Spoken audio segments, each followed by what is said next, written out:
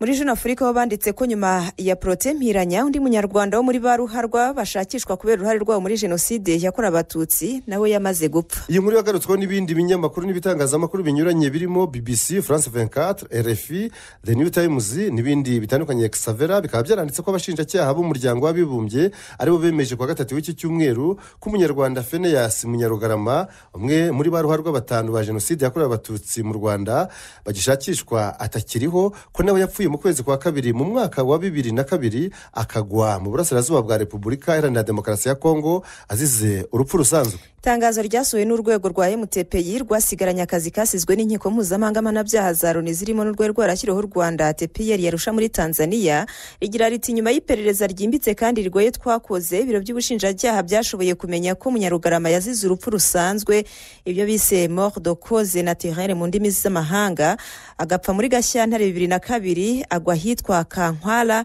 ni mu burasirazuba bwa Kongo Kinshasa. Mu gihe cya jenoside Lieutenant Colonel Munyarugarama yari umuyobozi w'ikigo cya gisirikare kigako mu cyari komini Kanzenze uri mu karere ka Bugesera. Inkuru dusoma muri Jeune Afrique ikavuga ko Phineas Munyarugarama ari we wari ku isonga ry'ubwicanyi bwakorewe abatutsi bo mu yari amakomine ya Kanzenze, Gashora na Ngenda, kuko ari we ngo wagenaga abasirikare naho bajya gukorera ubwicanyi agaha intwari intera hamwe zo gukoresha mu kwica abatutsi, ndetse ngo nawe ubwe yari kuri Kiliziya ya Nyamata ubwo abatutsi bari hagati y'2500 n'5000 bahicirwaga tariki 14 Mata 94. Mu mwaka wa 2002 urukiko mpuzamahanga mpanabyaha TPR rwaje rwarashyiriweho u Rwanda rukorera yarusha muri Tanzania rwamushinja ibyaha bigera mu 8 birimo icya jenoside, gushishikariza gukora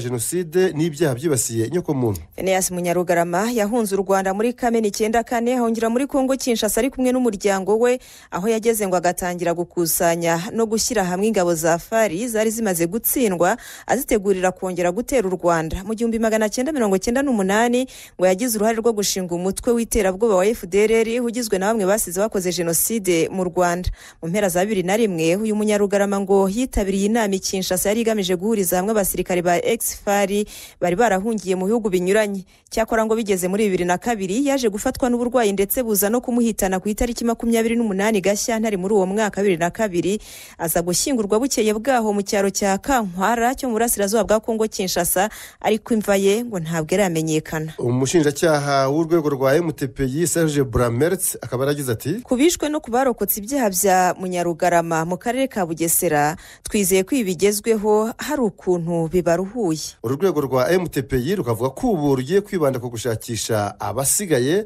aribo Fulgence Kayishema hoze ari umukuru w'ubugenzacyaha muri komini Kivumu ku Kibuye na Charles Kubwabo hoze ari burugumestre wa komini Gishyita aho ku Kibuye. Hari kandi Charles Ryandikayo wari umucuruzi ku Kibuye mu gihe cya jenoside yakorewe abatutsi, hamwe na Loise Ndimbati wahoze ari burugumestre wa komine Gisovu mu cyari prefecture ya Kibuye buri mu burengerazuba bw'u Rwanda. Jeune Afrique ikanzura inkuru yayo ivuga ko amakuru y'urupfu rwa Phineas Munyarugarama yamenyekanye nyuma y'uko mu cyumweru gishize nabwo urwego rwa MTPI rwatangaje ko n'uwitwa Protais Mpiranya nawe washakishwaga kubera uruhare rwe muri jenoside yakorewe abatutsi mu Rwanda yapfuye muri 2006 agwa mu gihugu cya Zimbabwe azize indwara y'igituntu.